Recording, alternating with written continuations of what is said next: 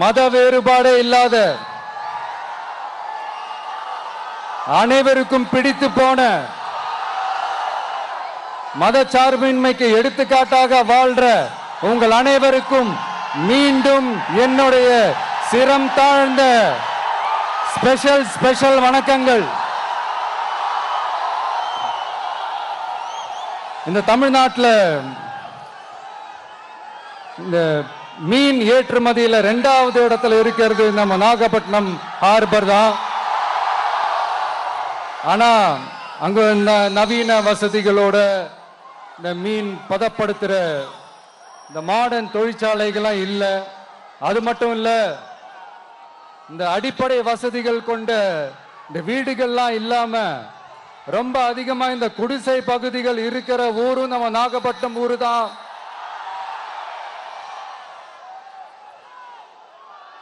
இந்த முன்னேற்றத்திற்கெல்லாம் எங்கள் ஆட்சி தான் சாட்சி.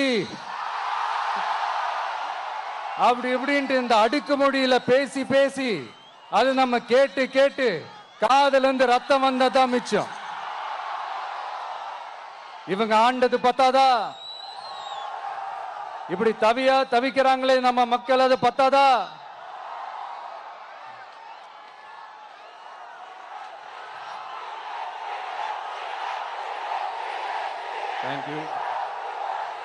தேங்க்யூ.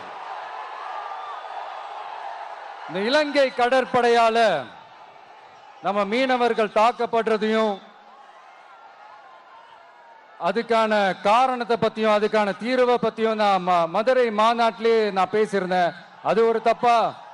மீனவர்களுக்காக குரல் கொடுக்கறதும் அவங்களோட நிக்கிறதும் நம்மளுடைய கடமை, நம்மளுடைய உரிமை. நான் என்ன இன்னைக்கு நேத்தாங்க அவங்களுக்காக குரல் கொடுக்கிறேன். இதே நாகப்பட்டினத்துல 14 வருஷத்துக்கு முன்னாடி 2011 February 22 இதே நம்ம மீனவர்கள் தாக்கப்பட்டதை கண்டிச்சு ஒரு பொதுக்கூட்டம் ஒண்ணு நடத்தணும் இல்லையா? இந்த விஜய் களத்துக்கு வர்றது ஒண்ணு புதுசு இல்ல கண்ணா. எப்போ வந்தாச்சு.